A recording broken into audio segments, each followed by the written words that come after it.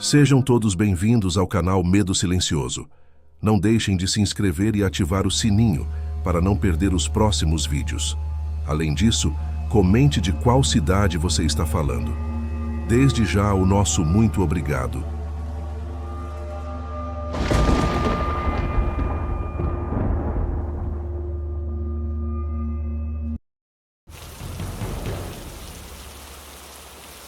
Pessoal, fixei nos comentários as minutagens do vídeo, divididas em 4 capítulos com nomes específicos para facilitar o seu entretenimento. Se você gosta do conteúdo do canal, deixe seu like e faça um comentário, por favor. Isso ajuda muito. Agora, vamos ao vídeo. Tudo começou numa noite chuvosa, quando Stefani, a jovem proprietária da funerária, ficou até mais tarde organizando alguns documentos. O som da chuva batendo nas janelas parecia um lamento distante e o ambiente estava carregado de uma tensão incomum. Quando o relógio bateu meia-noite, um uivo cortou o silêncio da noite, fazendo Stefani estremecer. Aquela não era uma noite comum. Era a noite em que a lenda do lobisomem se tornava realidade. Há gerações, os moradores da cidade falavam sobre um homem que, em vida, havia sido amaldiçoado por um amor não correspondido. Ele se transformava em uma besta sedenta de sangue durante as noites de lua cheia, vagando pelos campos e florestas em busca de sua próxima vítima. Ninguém acreditava que a lenda pudesse ser verdadeira, até aquela noite fatídica. Enquanto Stefani organizava os papéis, uma batida forte na porta a fez pular. A princípio, hesitou, mas a curiosidade venceu o medo. Ao abrir a porta, encontrou um homem, pálido e ofegante. "Ajude-me", ele implorou. "Ele vem atrás de mim." Stefani, confusa, puxou-o para dentro e trancou a porta. O homem, que se apresentou como Miguel, estava visivelmente em pânico. "Ele está vindo", sussurrou Miguel, olhando para a janela como se a qualquer momento a besta pudesse aparecer. "Fui atacado na floresta. Eu vi o que ele fez com os outros." Stefani sentiu um arrepio percorrer sua espinha. Ouvindo seus relatos, ela percebeu que o que Miguel dizia era muito mais do que apenas histórias. À medida que a conversa se desenrolava, os gritos e uivos do lobisomem ressoavam cada vez mais perto. O som dos arranhões na porta e das garras contra a madeira enviava ondas de terror por toda a funerária. Stefani olhou para Miguel, sua mente correndo. "Precisamos fazer algo", disse ela, a voz trêmula. "Não podemos deixar que ele entre." Miguel olhou para ela com uma mistura de desespero e determinação. "Temos que usar o que temos aqui", sugeriu, apontando para os itens funerários. Os rituais antigos falam de usar os objetos dos mortos para proteger os vivos. Stefani hesitou, mas o tempo estava se esgotando. Juntos eles começaram a buscar objetos que poderiam ajudar. Um crucifixo antigo, um punhal de prata e algumas ervas secas que ela mantinha para purificação. Os uivos agora eram mais próximos e Stefani sentia seu coração acelerar. "Se ele entrar, não teremos chance", disse Miguel, concentrando-se em preparar o ritual. Enquanto ele organizava os itens, Stefani trancou todas as portas e janelas e fez uma oração silenciosa, pedindo proteção. Então, com um estrondo, a porta da frente foi arrombada. A besta entrou, uma figura monstruosa, com olhos que brilhavam como fogo e pelos negros que pareciam absorver a luz. O lobisomem parou, sua respiração pesada ecoando na funerária. Stefani e Miguel recuaram, aterrorizados, segurando os objetos como se fossem a única defesa contra o mal. O lobisomem avançou, seus dentes afiados à mostra, quando Stefani, em um impulso desesperado, ergueu o crucifixo. "Em nome dos mortos e do que eles representam, eu te ordeno que vá embora", gritou. A criatura hesitou, seus olhos fixos no crucifixo. Miguel, percebendo a hesitação da besta, usou o punhal de prata, cortando o ar com determinação. "É hora de quebrar a maldição", gritou ele, enquanto as ervas queimavam com um cheiro forte e penetrante. A sala se encheu de uma luz estranha, e o lobisomem, em um momento de confusão, começou a recuar. A força que emanava dos objetos parecia afetá-lo, e um grito agonizante escapou de sua boca. Stefani, sentindo a adrenalina correr em suas veias, avançou ainda mais, mantendo o crucifixo em direção à criatura. Em um último ato de desespero, o lobisomem se lançou contra eles, mas a luz do crucifixo brilhou intensamente e ele parou, contorcendo-se como se estivesse lutando contra uma força invisível. E então, em um instante que pareceu durar uma eternidade, ele foi envolto em uma neblina escura e desapareceu, como se nunca tivesse existido. Stefani e Miguel, ofegantes e tremendo, caíram no chão, ainda processando o que havia acabado de acontecer. A funerária estava em silêncio novamente, mas a sombra da maldição ainda pairava no ar. Desde aquela noite, Paz Eterna se tornou um lugar de respeito, mas a história da luta contra o lobisomem nunca foi esquecida. Stefani e Miguel se tornaram guardiões da memória, contando aos visitantes sobre a noite em que enfrentaram a escuridão e como, mesmo nas situações mais sombrias, a luz da coragem e da amizade pode prevalecer. E assim, a cidade de São Brás aprendeu a respeitar as lendas, sabendo que, às vezes, o que está enterrado pode voltar para assombrar a noite.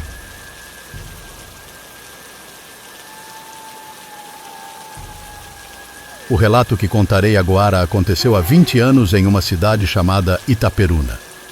Vamos ao relato agora. Essa história aconteceu há 20 anos, quando eu ainda morava com meus pais e minhas 2 irmãs caçulas. Durante muito tempo, tive medo de compartilhar esses acontecimentos, mas após anos de terapia, finalmente encontrei coragem para revisitar aquele período sombrio da minha vida. Eu tinha acabado de completar 18 anos quando, por motivos pessoais, tivemos que nos mudar para a casa onde nasci. A cidade havia crescido muito desde a última vez que estivemos lá, e com isso surgiram novos problemas, como a falta de moradia e o aumento da criminalidade. Preocupados com a nossa segurança, meus pais decidiram que nos mudaríamos para a casa dos meus avós maternos, no município vizinho de Itapicuru, uma região rural tranquila. Embora eu quisesse trabalhar para ajudar a família, acabei aceitando a mudança quando descobri uma vaga de professora em uma escola local. Nos primeiros dias tudo correu bem. Eu e minhas irmãs, que vou chamar de Laura, de 16 anos, e Emília, de 13 anos, nos adaptamos à rotina do sítio. Acordávamos cedo para alimentar os animais e, em seguida, íamos para a escola. Uma das regras impostas pelos meus avós era que nunca deveríamos sair ou voltar para casa depois do anoitecer. Embora achasse essa regra exagerada, respeitei-a. Porém, certo dia, após trabalhar até tarde, decidi que era seguro sair para uma caminhada sem avisar ninguém. Naquela noite de lua cheia, acordei com sede e fui até a cozinha buscar um copo d'água. Ao chegar à varanda, ouvi o choro baixo de cães, algo que me chamou a atenção, pois não tínhamos cães no sítio. Ao me aproximar da janela, vi algo que me deixou paralisada. Um homem muito alto, coberto de pelos negros, com olhos como 2 chamas na escuridão. Antes que eu pudesse reagir, meu avô apareceu e trancou rapidamente a porta. Ele me levou até a janela da sala, de onde podíamos ver a criatura claramente à luz de um poste improvisado. Era uma figura horrenda e ameaçadora, algo que eu nunca tinha visto antes. O animal rodeou o sítio a noite toda, rosnando e arranhando as paredes da casa, até que finalmente desapareceu ao amanhecer. A experiência me aterrorizou, e a partir de então, cumpri rigidamente todas as regras dos meus avós. Por alguns meses, não tivemos mais nenhuma visão da criatura. No entanto, numa noite que nunca esquecerei, eu e minha irmã Laura decidimos participar de um evento na cidade sem contar aos nossos avós. Saímos do colégio por volta das 5 da tarde, mas acabamos ficando até as 8h30 da noite. Quando percebemos o quão tarde estava, partimos apressadas para o sítio. Enquanto caminhávamos pela estrada escura, algo começou a se mover entre as canas de açúcar ao nosso lado. Apavoradas, aceleramos o passo, mas logo fomos confrontadas por um homem cambaleante que saiu do meio da plantação. Ele começou a se transformar diante dos nossos olhos, se retorcendo e crescendo até se tornar a mesma criatura que eu havia visto antes. Tentei fugir com Laura, mas o monstro era rápido demais. Ele saltou sobre nós e cravou suas garras nos meus ombros. A dor era insuportável e pensei que seria o meu fim. No entanto, Laura, num ato de coragem, jogou terra nos olhos da criatura, o que nos deu tempo para escapar. Rolei com minha irmã por uma ribanceira até cairmos num riacho. Apesar das feridas, continuei a proteger Laura até que os fazendeiros da região chegaram, alertados pelos gritos e uivos. Ouvi tiros e rosnados à distância enquanto eles enfrentavam a criatura. No hospital, fiquei dias internada, lutando contra infecções e complicações. Perdi um braço, mas sobrevivi. A criatura nunca mais foi vista e até hoje não sei o que aconteceu com ela. Por fim, percebo que a vida me deu uma segunda chance. Embora marcada física e emocionalmente, escolhi continuar, carregando comigo uma lição importante: jamais subestimar o desconhecido. Era uma noite escura e tempestuosa quando Carlos, um caminhoneiro experiente, começou sua jornada pela BR-116, uma estrada famosa não apenas por sua extensão, mas também por suas lendas sombrias. Ele havia dirigido por essa rota inúmeras vezes, mas havia algo no ar naquela noite que o fazia sentir um calafrio na espinha. As nuvens carregadas pareciam ter vida própria, e o vento assobiava como se tentasse avisá-lo de um perigo iminente. Enquanto o motor de seu caminhão ronronava suavemente, Carlos escutava a música no rádio, tentando ignorar a sensação desconfortável que o acompanhava. Porém, quando a chuva começou a despencar, ele reduziu a velocidade, sua mente vagando para as histórias que ouvira de outros motoristas. Histórias de um lobisomem que assombrava as florestas ao longo da estrada, uma criatura que se alimentava do medo dos viajantes noturnos. Com os faróis do caminhão iluminando a estrada à sua frente, ele avistou uma curva acentuada. O cheiro da terra molhada misturava-se com o diesel, e as árvores ao redor pareciam inclinar-se, como se escutassem o que estava por vir. Foi nesse momento que um grito agudo ecoou pela noite, interrompendo a melodia suave do rádio. Carlos congelou. O som era indescritível, um uivo que penetrava na alma, trazendo à tona todos os medos adormecidos. Ele acelerou, ignorando a prudência, seus olhos fixos na estrada à sua frente. Mas a criatura não era a única ameaça naquela noite.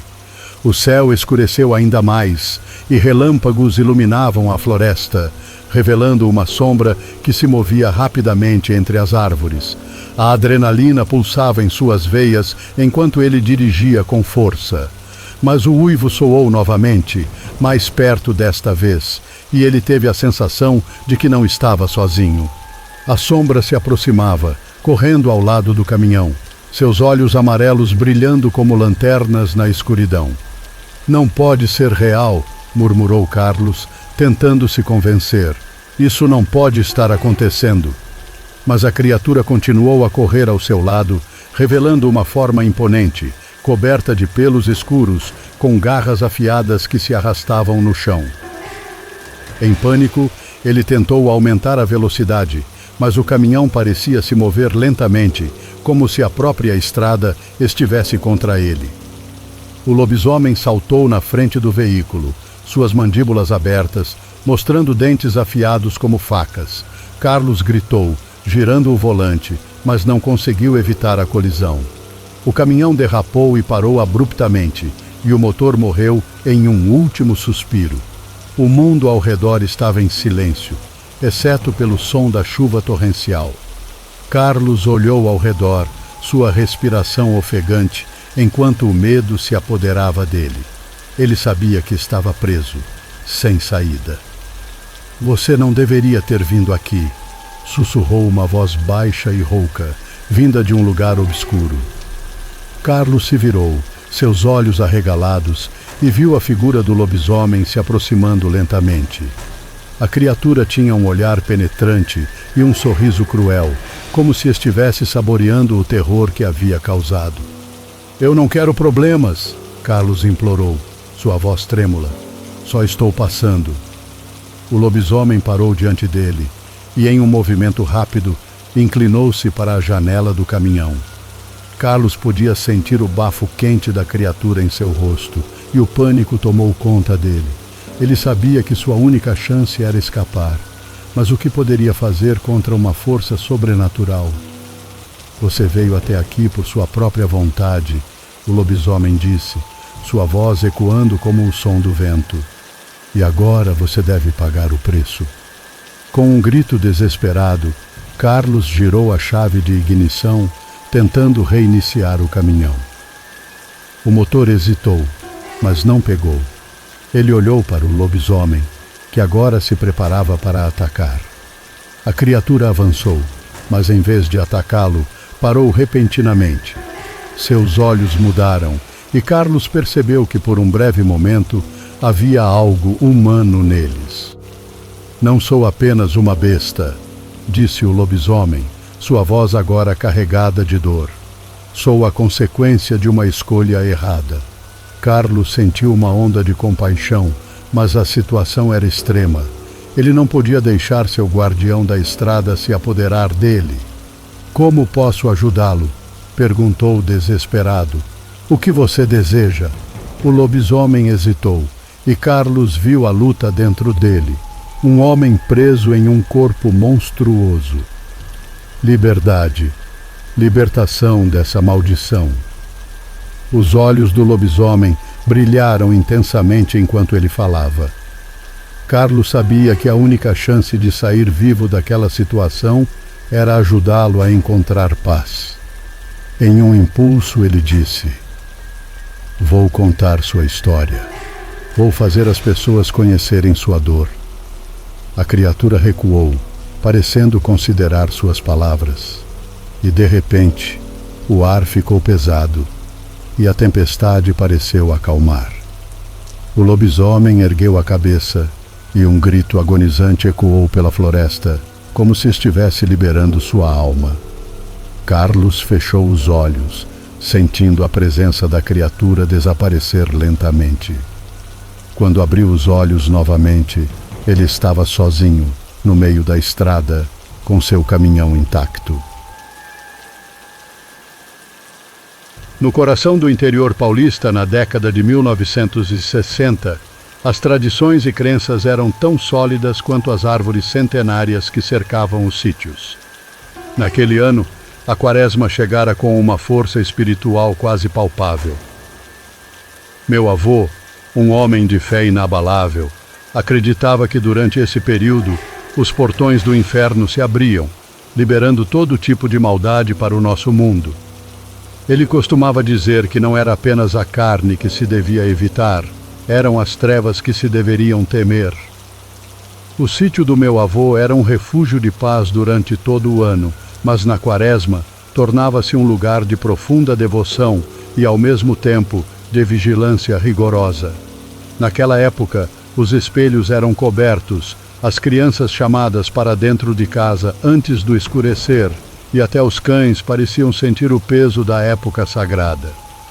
Mas naquele ano, algo sombrio pairava no ar, um presságio de que algo terrível estava prestes a acontecer. As sacas de café haviam trazido mais prosperidade do que o esperado, e meu avô, sempre generoso, decidiu compartilhar sua boa sorte com a comunidade. Combinou com o padre da pequena cidade para que a missa de encerramento da quaresma fosse realizada em seu sítio, seguida de um jantar para todos os presentes. A preparação começou ao amanhecer, com a família toda envolvida nos preparativos. As mulheres cuidavam das comidas, enquanto os homens limpavam o terreiro onde a missa seria realizada. Meu tio, o filho mais velho, estava especialmente abatido naquele ano. Ele havia perdido um filho recentemente e a dor parecia ter sugado toda a sua vitalidade. Pediu ao meu avô para que a missa fosse realizada no terreiro de sua casa, que ficava a cerca de 10 minutos de distância da sede do sítio, próximo ao curral das vacas leiteiras. Meu avô, sempre atencioso, concordou, e assim foi feito. No final da tarde, enquanto o céu começava a tingir-se de laranja, as pessoas começaram a chegar, muitas a cavalo, outras a pé, vindas dos sítios vizinhos. A casa do meu tio logo se encheu de gente, e as conversas amenas de início deram lugar a um silêncio reverente quando o padre chegou, trazendo consigo a cruz de madeira que sempre pendia de seu pescoço. O terreno estava preparado, as cadeiras dispostas e as imagens dos santos decoravam a mesa coberta por uma toalha de crochê branca, feita especialmente para a ocasião. Mas enquanto a noite avançava, um desconforto começou a se espalhar entre os presentes. O ar parecia mais denso e até os cães, geralmente barulhentos, estavam inquietos, rosnando para a escuridão ao redor. Pouco antes da missa começar, um som estranho começou a ecoar da mata distante. Um uivo profundo, carregado de dor e ódio. Era um som que nenhum dos presentes tinha ouvido antes, algo que parecia vir de outro mundo.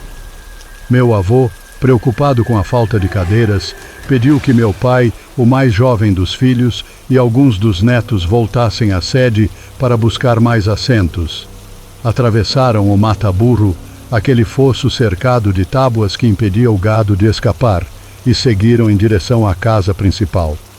Mas quando estavam de volta, carregando as cadeiras, o uivo soou novamente, desta vez mais próximo, como se a própria noite estivesse viva.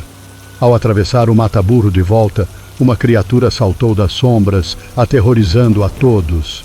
Era maior do que qualquer cão que já haviam visto, com pelos negros e duros como aço, e um cheiro pútrido que fez com que todos recuassem em horror. Seus olhos brilhavam com uma maldade inumana, e em segundos ele estava sobre o lobo, o fiel pastor alemão do meu pai, que até então nunca havia perdido uma briga. O que aconteceu a seguir foi uma visão saída dos piores pesadelos. O lobo, um animal imponente e feroz, foi derrubado como se fosse um filhote indefeso. A criatura atacava com uma força brutal, jogando o cão de um lado para o outro, enquanto os outros cães latiam desesperados, mas sem coragem de se aproximar. Meu pai e os primos tentaram afastar o monstro usando as cadeiras que carregavam, mas era como se estivessem batendo em pedra. A confusão atraiu a atenção dos homens que estavam no terreiro. O padre, ao ver o caos, correu à frente, ergueu sua cruz e com uma voz firme e poderosa gritou: "Aqui não!" Como se as palavras tivessem algum poder oculto, a criatura recuou, soltando o lobo que caiu ao chão, ferido, mas vivo. O monstro, com um último olhar cheio de ódio, virou-se e correu para a escuridão, desaparecendo na mata, deixando para trás um silêncio pesado e mortal. Naquela noite, a missa foi realizada, mas ninguém conseguiu se concentrar. O terror que todos haviam testemunhado era algo que jamais seria esquecido. Quando o sol finalmente despontou no horizonte, iluminando as terras do meu avô, os moradores da cidade partiram em silêncio, carregando consigo a lembrança de que, na quaresma, as portas do inferno realmente se abrem, e às vezes, algo terrível consegue escapar.